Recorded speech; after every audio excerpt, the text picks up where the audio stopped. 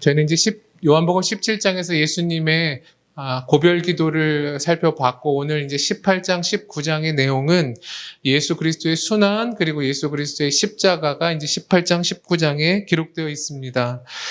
다른 복음서와 마찬가지로, 마태, 마가, 누가와 마찬가지로 이 요한복음에 있어서도 이 예수님의 순환과 십자가는 정점입니다. 그러니까 클라이막스이죠. 예수님께서는 이 땅 가운데 소경의 눈을 뜨게 하실 뿐더러 또 인류의 죄 문제를 해결해 주시기 위해서 이 세상에 오셨습니다. 그 해결책을 가지고 오셨는데, 그 해결책이 무엇이냐면 자기 자신의 죽음이었던 것입니다. 그러니까 예수님은 이 죽음을 목적으로 이 세상에 오신 것입니다. 왜 그러냐면 죄와 사망에 빠져 있는 하나님의 피조물을 성부에게 회복하게 하기 위해서였던 것입니다. 자신의 대속의 죽음 외에는 이렇게 죄와 사망에 빠진 자들을 회복시킬 만한 이 세상에 방법은 없다는 것을 아셨기 때문에 기꺼이 예수님은 고난과 십자가의 길로 걸어가셨던 것입니다. 오늘 요한복음 18장 4절에는 그렇게 기록되어 있습니다. 예수께서 그 당할 일을 아시고 이렇게 이야기합니다. 그러니까 예수님께서는 아직 닥치지 않았지만 자신에게 있을 일들을 다 아셨다는 것입니다. 고난을 아셨고 십자가를 아셨다라고 하는 사실입니다. 왜 그러냐면 예수님께서는 성부 하나님의 심중을 다 아신 분이었기 때문에 그렇습니다. 그리고 그 성부 하나님의 마음을 다 알았기 때문에 그 성부 하나님의 뜻을 성취하기 위해서 이 세상에 오셨기 때문에 이미 다 아셨다라고 하는 사실입니다. 또한 지금껏 이 결말을 위해서 예수님께서는 사역하셨고 공생의 기간 동안에 제자들을 가르치셨다라고 하는 것. 그러니까 이 모든 것이 결국 향하고 있는 것은 예수님의 고난과 십자가였다라고 하는 사실입니다. 그러니까 이미 예수님은 이걸 위해 오셨고 이것을 아시고 이 길을 걸어가셨다라고 하는 사실입니다. 하지만 우리가 아는 것은 예수님 외에 그 누구도 이 사실을 알아차리는 사람이 없었다라고 하는 것입니다. 이사야서 53장 1절에 보면 이런 말씀이 있습니다. 우리가 전한 것을 누가 믿었느냐? 여호와의 팔이 누구에게 나타났느냐? 이런 말씀이 있어요. 그러니까 여호와께서 이사야를 통해서 뭘 하시냐면 자신의 뜻을 전해요. 그리고 팔이라고 하는 건 자신의 능력을 보여주세요. 그렇지만 그걸 들어도 사람들이 그걸 믿지 않고 그 하나님의 능력을 보고도 사람들이 깨닫지 못하는 상황을 갖는 것입니다. 그리고 어느 순간에 그걸 믿더라도 이걸 왜 믿었는지도 모르고 능력을 부여받아도 이게 왜 부여받았는지도 깨닫지 못하는 현실을 이사야 시대에도 가졌다는 말입니다. 누가 전한 것을 알아 믿었느냐? 여호와께서 능력의 팔을 보이셨는데 누가 그거를 알아차렸느냐? 이렇게 이사야서는 이야기를 합니다. 마찬가지로 오늘 예수님께서 걸어가실 예수님의 이 십자가의 길은 아무도 이해하지 못했습니다. 이거는 오직 예수님만 아셨고 예수님만 걸어가셔야 할 예수님의 단독 사역이었습니다. 대신 예수님 외에 모든 다른 사람들은 이 구원에 대한 대상이었다라고 하는 사실을 우리는 깨달을 필요가 있습니다. 그러니까 이 역사상 이 인류의 이 당시에 이 십자가의 길은 오직 예수님만 알고 걸어가셨다라고 하는 사실을 우리 모두가 알아야 합니다. 그런 관점으로 오늘 1절부터 11절을 다시 한번 제가 읽겠습니다. 여러분, 예수님과 제자들은 마지막 성만찬을 가지셨습니다. 거기서 우리가 아는 것처럼 예수님의 제자 중에 하나였던 가룟 유다는 밖으로 뛰쳐나가 버렸죠. 더 이상 그는 자신의 스승이 원하고 따르는 대상이 될 수 없었기 때문에 가룟 유다는 그 식사 자리를 박차고 나갔던 것입니다. 그리고 그는 예수님의 반대편에 이제 서게 되었습니다. 본문에는 이 가룟 유다가 유대 사회의 특권층의 힘을 빌어서 등장하는 장면을 묘사하고 있습니다. 그것은 이제 3절에 있는데요. 제가 읽어드릴게요. 유다가 군대와 대제사장들과 바리새인들에게서 얻은 아랫사람들을 데리고 등과 횃불과 무기를 가지고 그리로 오는지라, 이렇게 얘기합니다. 조금 전까지만 해도 예수님 편에 섰던 제자가 이제 그 예수님의 뜻과 내가 같이 할 수 없게 되자 뛰쳐나가서 이제 반대편에 서서 그 반대편에 있는 기득권층의 힘을 빌어서 이제 예수님을 반대하는 자로 등장하게 되는 것입니다. 왜 그는 왔을까요? 조금 전까지만 해도 이 스승은 나에게 있어서 필요한 대상이었지만 그 고백을 자꾸 들어보니까 자기의 뜻과 자꾸 멀어졌다라는 것을 알아차렸습니다. 그러자 이제 쓸모없다라고 여겼기 때문에 팔기 위해서 온 것입니다. 그것이 가룟 유다의 모습이었습니다. 사랑하는 여러분, 예수님의 예수님 다음, 그 예수님의 존재 가치는 그렇다면 우리에게 얼마나 있는 것일까요? 그러니까 가룟 유다가 생각하는, 제자의 이름을 가진 가룟 유다가 생각하는 자기 스승의 가치는 어떠한 것입니까? 오늘도 우리 모두가 예수님을 따른다라고 얘기하고 예수님의 자녀라고 말하고 백성이라고 말하는, 제자라고 말하는 우리들에게 있어서 예수님의 예수님 다음의 가치는 얼마나 있는 것입니까? 그렇지 않으면 그 가치를 모르면 우리도 반대편에 서 있을 수밖에 없다라고 하는 사실입니다. 지금 보면 우리가 그 속사정은 다 하나님만 아시겠지만 우리가 예수님을 따르는 어떠한 목적이 한 개인의 사회적 지위를 성취하기 위해 예수님을 따를 수도 있습니다. 그리고 어떤 사람들은 경제적인 수준을 갖고자 부자 달라고 예수님 믿는 사람도 있지 않겠습니까? 어떤 사람은 각 개인이 갖고 있는 비전, 자기 나름의 비전을 이루기 위해서 예수님을 따르는 사람도 있을 것이고, 어떤 사람은 각자의 행복을 위해서 예수님을 따르는 사람도 있을 것입니다.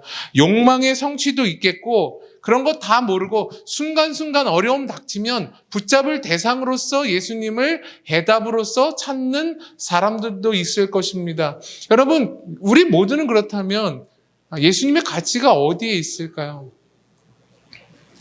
가룟 유다에게 있어서 예수님을 따랐던 이유, 예수님의 가치는 자기가 속해 있는 유다가 이 로마의 압제로부터 독립하는 것에 예수님을 따르는 가치가 있었던 것입니다. 그런데 예수님께서 그것에 자신의 능력을 쓰는 것이 아니라 죽는 데 쓰겠다라고 하는 것입니다. 그것을 납득할 수가 없었습니다. 중요한 것은 예수님께서 이 세상에 오신 것은 한 개인의 바람과 한 개인의 뜻과 욕망을 이루어주기 위해서 예수님이 이 땅에 오시지 않았다라는 사실을 우리는 기억할 필요가 있습니다. 예수님께서 이 세상에 오신 이유는 오직 한 가지죠. 뭐죠? 성부 하나님 아버지의 마음과 뜻을 받드는 것이었습니다. 그것을 성취하는 것에 예수 그리스도께서는 뜻을 갖고 오신 것이지 우리 각 개인의 만족을 위해서 오신 것이 아니라는 사실입니다. 그러니까 우리가 예수님을 볼 땐 예수님께서 이 세상에 오신 그 이유를 알아. 성부 하나님의 그 뜻, 그게 뭐죠? 만족이 뭐야? 자신의 피조물과의 화목 아니겠습니까? 화목. 우리에게 있어서는 거죠. 성부 하나님에게 있어서의 만족이라고 하는 것과 우리가 생각하는 하나님과의 만족이 너무 격차가 큰 것입니다. 그 가운데 누가 있는 거죠? 예수가 계신 거죠. 그러니까 성부 하나님은 예수 그리스도를 통해 자기의 뜻을 우리에게 전하시는 거죠. 뭘로 전하십니까? 십자가로 전하세요. 그리고 예수 그리스도가 아버지를 섬기듯이 따르라고 우리에게 전하세요. 그러나 우리는 그런 거 알 것 없어요. 우리는 그런 건 잘 모르겠다라고 얘기해요. 그건 우리의 성정에 맞지 않다고 말하면서 뭐라고 얘기해요? 내 방식대로 만족하겠다라고 이야기를 하죠. 그게 뭐죠? 내가 원하는 거 해달라 이거예요. 돈이 필요하면 돈 달라? 내 어떤 목적을 이루겠다면 그거 달라? 어떤 내 그 문제가 있다면 그 문제 해결 달라? 병이 있으면 그 병 낫게 해달라? 여러 가지로 우리는 계속해서 이거 해주시면 나 하나님과 화목할 수 있을 것 같아요. 그러면서 예수를 통하여 자꾸 그걸 이렇게 요구하죠. 근데 보통은 다 들어주시지 않죠. 왜? 그게 우리로 하여금 하나님과 진짜 만족한 것이 아니기 때문에 그렇습니다. 인간은 다 그렇습니다. 복권 되면, 로또 되면 제가 잘 살아보겠습니다. 그러지 않고 로또 되면 누구부터 잘라낼까 그거부터 고민하잖아요. 남편을 잘라낼까, 아내를 잘라낼까, 형제를 잘라낼까. 이 인간은 그런 것입니다. 우리가 생각하는 그 잘됨이 우리가 잘 되는 것이 아니라는 사실을 우리는 깨달아야 합니다. 예수님께서는 다시 한번 한 개인의 욕망과 뜻의 만족을 위해 이 세상에 오신 게 아니라, 죄인의 뜻과 만족을 위해 오신 게 아니라 성부 하나님의 뜻과 성부 하나님의 만족과 그분의 영광을 위해서 예수님께서는 이 세상에 오셨다는 사실을 기억할 필요가 있습니다. 그래서 계속해서 이제 본문을 보자면, 유다는 군대와 여러 사람들을 이끌고 예수님이 계신 곳, 예수님과 제자가 있는 아지터로 지금 등장합니다. 그러자 먼저 누가 닥칠까요? 군인들과 무리들이 막 이렇게 몰려갔겠죠. 저쪽에 아마 있을 거다. 상상해 보면 유다가 저곳이 아지트인데 예수와 제자들은 저곳에 있을 거다라고 하면서 많은 이제 군인들과 사람들이 몰려갔을 거예요. 그러니까 누가 누군지는 모르겠죠. 다 비스무리하게 생겼으니까. 그래서 이제 거기서 이제 예수님께서 말씀하십니다. 무리들에게 너희가 누구를 찾느냐 이렇게 물으세요. 그러자 그들이 나사렛 예수라는 자를 찾는다 이렇게 대답을 해요. 그래서 예수님 뭐라고 말씀하십니까? 내가 그다 이렇게 얘기해요. 내가 그니라. 이 내가 그니라라고 하는 오늘 설교의 제목에 두 가지 예수님의 큰 의미가 이 안에 담겨 있어요. 첫 번째는 뭐냐면, 내가 그다라는 말은 내가 성부 하나님과 동등된 자다라는 얘기예요. 거기 있는 사람들은 그걸 다 알아듣지 못했지만 나는 성부 하나님과 동등한 자이다. 우리가 지금까지 요한복음을 통해서 7번의 에고에임이 나는 뭐뭇이다라고 하는 것이 척추처럼 등장했다라고 살펴봤어요. 이 나는 뭐뭇이다라는 것이 출애굽기 3장에 등장하는 모세에게 자신을 현현하여 여호와께서 누구라고 말씀하시는 난 스스로 있는 자라는 말과 동일한 단어라고 얘기했어요.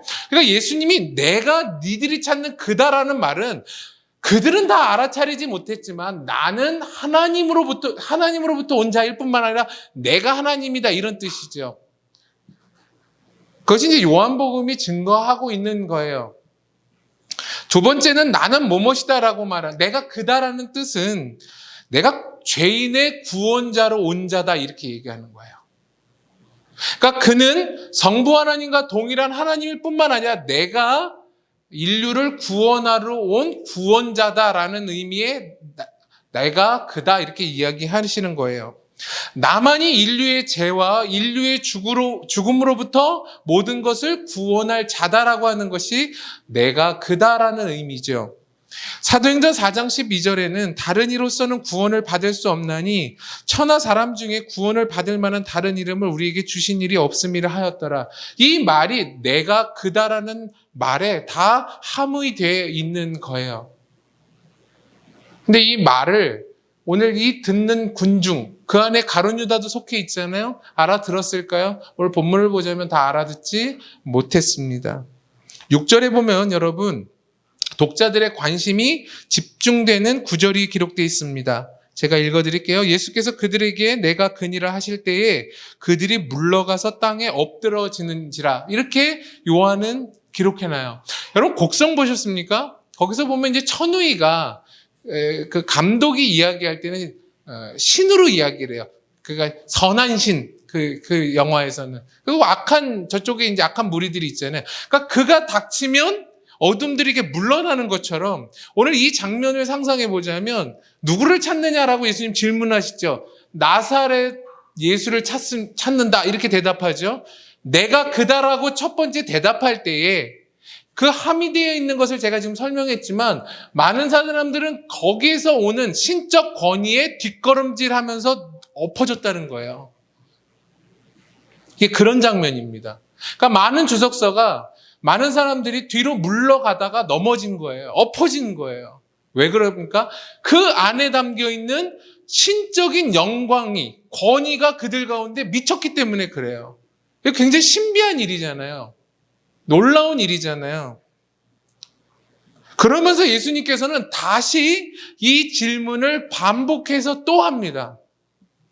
누구를 찾느냐? 근데 그들이 뭐라고 대답해요? 동일한 말을 하죠. 나사렛 예수를 찾는다. 이렇게 얘기해요. 내가 그다라고 또 얘기를 해요.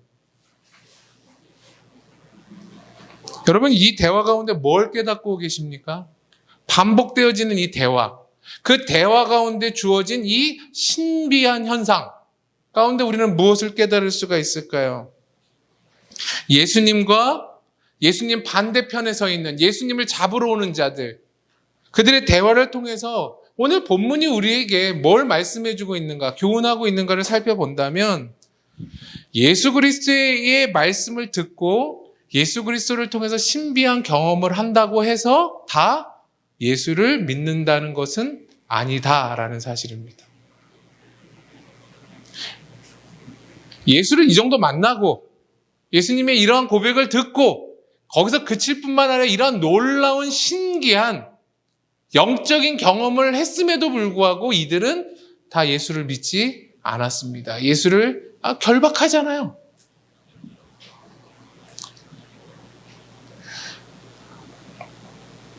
우리는 그걸 깨달아야 됩니다. 우리가 신비한 경험을 하면, 예수님 한 번만 만나본다면 우리는 예수님 잘 믿을 수 있을 거다라고 상상하지만 그건 우리의 착각인 것입니다. 우리가 그런 경험을 한다고 예수를 믿는 것은 아니라는 사실입니다. 두 번에 반복해서 질문을 하고 한 번에 이 놀라운 경험을 했음에도 불구하고 그들의 생각, 그 반대편에 있는 사람들의 존재의 변화를 일으키지 못했다라고 하는 사실입니다.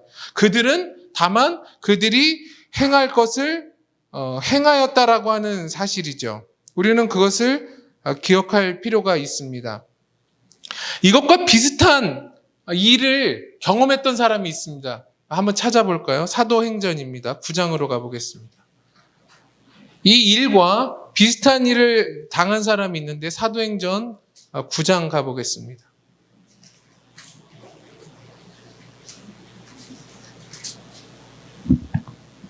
9장 1절부터 9절까지 제가 읽겠습니다. 사도행전 9장 1절부터 9절까지 제가 읽을게요. 사울이 주의 제자들에 대하여 여전히 위협과 살기가 등등하여 대제사장에게 가서 다메섹 여러 회당에 가져갈 공문을 청하니 이는 만일 그 도를 따르는 사람을 만나면 남녀를 막론하고 결박하여 예루살렘으로 잡아오려 함이라. 사울이 길을 가다가 다메섹에 가까이 이르더니 호련히 하늘로부터 빛이 그를 둘러 비추는지라. 땅에 엎드러져 들으매 소리가 나서 이르되 사울아 사울아 내가 어찌하여 나를 박해하느냐 하시거늘 대답하시되 주여 누구시니까 이르시되 나는 내가 박해하는 예수라. 너는 일어나 시내로 들어가라. 내게 행할 것을 내게 이를 자가 있느니라 하시니 같이 가던 사람들은 소리만 듣고 아무도 보지 못하여 말을 못하고 서 있더라. 사울이 땅에서 일어나 눈은 떴으나 아무것도 보지 못하고 사람의 손에 끌려 다메섹으로 들어가서 사흘 동안 보지 못하고 먹지도 마시지도 아니하니라. 아멘. 여러분, 요한복음에 나타난 유다와 무리들과 지금 사울은 동일한 상황이었습니다. 그들은 직접적으로 예수를 잡으러 왔지만 지금 예수님께서 부활하신 다음에 사울은 어떻게 나옵니까? 예수를 믿는 동일한 예수의 제자들을 결박하려 지금 다메섹으로 가고 있는 가운데 무엇을 경험합니까? 이들과 같이 놀라운 영적인 그 권위를 경험합니다. 빛이 비치고 그 앞에 고꾸라지고 엎드려진 자기 자신을 발견해요. 그러니까 아까 그 많은 무리들과 동일한 경험이죠. 근데 여러분 보세요. 사울은 믿었다 이거예요. 근데 왜 아까 그 병사들은 믿지 않았을까요? 유다를 비롯한. 여러분 여기에 우리의 방점이 있는 거죠. 어떠한 신비한 사건, 놀라운 일들이 우리를 변화시키는 것이 아니라 중요한 것은 하나님의 은혜가 우리를 변화시켜요. 우리는 늘 우리의 역할을 하죠. 그러나 하나님의 은혜가 우리를 넘쳐 하나님께서 하나님의 사랑을 우리 안에 담으세요. 자크 엘룰이라고 하는 프랑스 개신교 저술가가 의심을 거친 믿음이라는 책을 썼는데 그 책에서 이렇게 이야기해요. 은혜를 가리켜서 은혜라는 것은 우리가 가장 승복하기 어려운 것입니다. 은혜는 우리의 주장, 우리의 힘, 우리의 수단을 포기하는 것을 전제하기 때문에 그렇습니다. 은혜 입은 자만이 다만 하나님께서 존재하는 모든 것에 의미를 부여해 주시기만을 간절히 바랍니다. 이제 작글루는 이렇게 얘기해요. 은혜만이 우리를 무너뜨려요. 그러니까 우리가 무너져야 은혜가 비로소 미쳐요. 그러니까 하나님의 은혜가 미쳤을 때 사울은 그 은혜 앞에 자신이 부정되었죠. 하지만 병사들, 예수님을 잡으러 온 병사들과 유다는 그렇지 않았어요. 여전히 버젓이 그 생각과 그들이 하고자 하는 것이 살아있었다는 사실을 기억하시기를 바랍니다. 여러분, 어떤 사건이 우리를 바꾸지 않습니다. 오직 예수님만 우리를 바꾼다라는 것, 은혜만이 우리를 바꾼다는 사실을 꼭 기억하실 수 있기를 바랍니다. 요한복음 8절에서 11절까지 제가 읽겠습니다. 여러분, 예수님께서는 자기를 잡으러 온 그 무리들에게 뭐라고 얘기하냐면, 나는 잡아가지만 나와 함께 있는 나의 제자들은 놓아달라고, 그냥 보내달라고 이야기를 합니다. 이것은 오늘 본문 가운데 성부 하나님께서 자기에게 주신 자 중에서 하나도 잃지 않겠다는 예수님의 실천이었습니다. 이거 언제 등장하죠? 17장에 등장했잖아요. 예수님의 고별 기도 때 12절, 17장 12절에 그렇게 기도했잖아요. 제자들을 향하여 뭐라고 기도했습니까? 요한복음 17장 12절에 내가 그들과 함께 있을 때 내게 주신 아버지의 이름으로 그들을 보전하고 지키었나이다. 그 중에 하나도 멸망하지 않고 다만 멸망의 자식뿐이오니 이는 성경을 응하게 함이니이다 라고 성부께 기도했죠. 그러니까 예수님은 자신의 백성과 제자들을 향하여서 나는 기도했을 뿐만 아니라 그 기도의 내용을 실천하신 거예요. 나만 잡아가라. 이들은 그냥 보내줘라 라고 하면서 하나님의 백성, 자기의 자녀를 보호하시고 돌보시는 것을 실제적으로 보여주지요. 그러니까 요한복음에 자신을 가리켜 뭐라고 얘기했죠? 선한 목자다 이렇게 얘기하시잖아요. 그러니까 삭구는 이리와 늑대가 오면 다 도망가지만 나는 너희의 주인이고 너희의 부모이기 때문에 나는 너희를 버려두지 않는다라고 하는 사실을 오늘 여기서도 보여줍니다. 여러분, 우리 모두가 어려움이 닥치면 누가 누구를 지키고 누가 누구를 보호할까요? 지금 우리 모두가 다 어려운 상황을 다 맞이하고 있습니다. 국가적으로 전 세계적으로 어려움을 당하고 있습니다. 오늘 본문에 보자면 이 어려운 상황이 맞닥뜨렸는데 시몬 베드로가 등장합니다. 그래서 뭘 하죠? 시몬 베드로는 자기가 예수를 지킬 수 있다라고 봤어요. 그러니까 자기 허리춤에 있었던 칼을 뽑아가지고 아는 것처럼 그 적군의 그 상대의 한 사람의 귀를 그러니까 이렇게 난도질한 거죠. 그냥 막 이렇게 칼부림을 하자 어떻게 하다 말고라는 자의 귀가 떨어져 나갔죠. 우리는 이 베드로를 보면서 어려운 상황이 닥치면 우리가 그 상황을 해결할 거라고 많이들 생각해요. 그러나 그렇지 않습니다. 이 베드로는 여기서 보면 진심이 있었습니다. 베드로는 열정이 있었어요. 그건 누구보다 늘상 용기가 있었던 사람으로 등장하지만 사실 베드로의 이 용기와 진심이 그 상황을 해결하지는 못했다라고 하는 사실을 우리는 기억할 필요가 있습니다. 진심과 열정이라고 하는 건 굉장히 고귀한 가치입니다. 그건 맞습니다. 신앙인이 진심을 가져야 되고 우리는 열정을 가져야 됩니다. 열심을 가져야 됩니다. 하지만 진심과 열정이 한계를 갖고 있다는 것도 깨달아야 해요. 오늘 보면 그렇지 않나요? 그러니까 예전에 그렇죠. 너 어린아이들에게 너 커서 뭐 될래? 이렇게 얘기하면 뭐 대통령이요, 뭐 요즘 뭐 연예인이요, 유튜브요, 뭐 이렇게 얘기하지만 우린 거기 이제 뭐가 빠지죠, 보통? 형용사가 빠지죠. 의사가 되겠습니다. 의사가 되면 훌륭하다. 근데 형용사가 빠지죠. 뭐가 빠지는 거죠? 돈을 많이 버는 난 의사가 되겠습니다. 돈을 많이 벌어서 나 혼자 강남에서 좋은 아파트에 좋은 집에 사는 의사가 되겠습니다. 남들이 알아주는 의사가 돼. 우리는 이제 그렇게 이야기하는 거죠. 마찬가지죠. 진심과 열정이라고 하는 건 이런 것입니다. 형용사가 빠진 것과 같은 명사 같은 거예요. 거기에 올바른 게 담겨야죠. 대통령이 되겠습니다. 우린 여러 대통령을 보잖아요, 지금. 전 세계적으로. 그러니까 어떤 대통령이 되느냐가 중요한 게 아니라 그 앞에 담긴 형용사가 중요한 것처럼 우리에게서 진심과 열정은 놀라운 가치이지만 그 가치가 무엇을 담고 무엇을 향하느냐가 훨씬 중요하다라고 하는 사실인데 베드로는 자기가 적어도 이 어려운 상황을 해결할 수 있을 거라고 생각했어요. 그러나 오히려 일을 망치고 있었죠. 예수님 나중에 이제 말고 귀도 붙여주시고 하잖아요. 오히려 일을 만들었어요.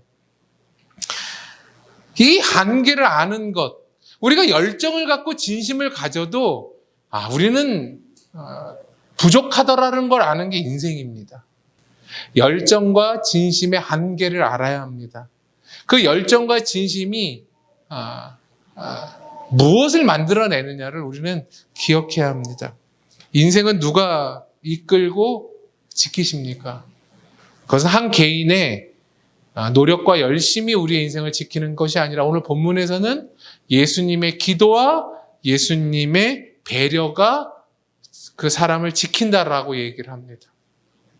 그래서 예수님께서 우리를 위해서 기도하셨고 예수님께서 우리를 먼저 배려하셨기 때문에 우리가 어려운 상황 속에서도 이겨나가는 수 있는 것입니다. 이거 아는 것이 신앙입니다. 그래서 내가 지금 잘 살고 있다, 내가 잘나서 사는 게 아니라 주님이 나를 위해 기도하고 있구나. 주님의 사람들이, 나의 부모님들이 나를 위해서 기도하고 있구나. 목회자가 기도하고 있구나. 수많은 사람이 나를 위해 기도하고 있구나. 그걸로 내가 지금 잘 살아지고 있는구나를 깨닫는 것. 그게 성숙함이고 그게 신앙인 것입니다. 사랑하는 여러분,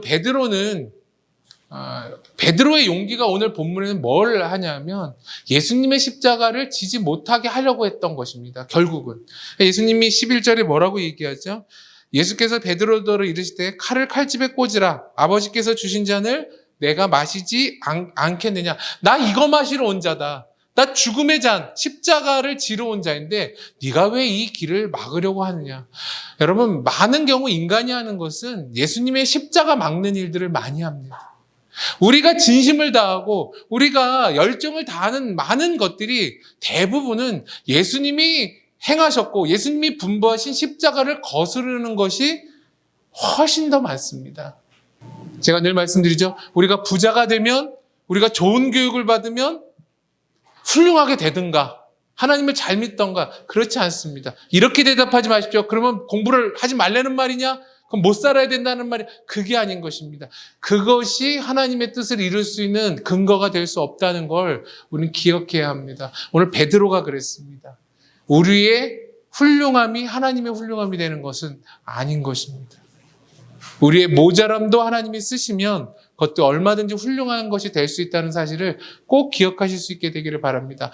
열정을 가지십시오. 좋은 겁니다. 진심을 가지십시오. 괜찮은 겁니다. 하지만 이것이 결과를 만들어낸다라고 하는 마음보다는 하나님 내 진심을 써주십시오. 내 열정이 십자가를 향하게 해주십시오. 라고 기도하고 행동하는 것이 더 옳습니다. 내 십자가가 빠진 내 열정과 내 지식과 내 지혜로 말미암는 진심과 열정과 혈기는 그래서 아무런 것을 못 이루고 오히려 주님이 가신 길을 방해한다는 사실을 우리는 기억해야 하는 것입니다.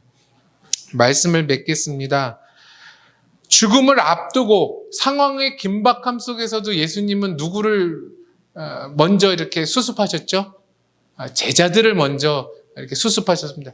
불이 나고 어떤 어려운 일이 당하면 부모가 먼저 자식 생각하는 것처럼 오늘 예수님께서 그렇게 자신의 제자들을 끝까지 지키시고 배려하시고 사랑하시는 장면으로 등장합니다.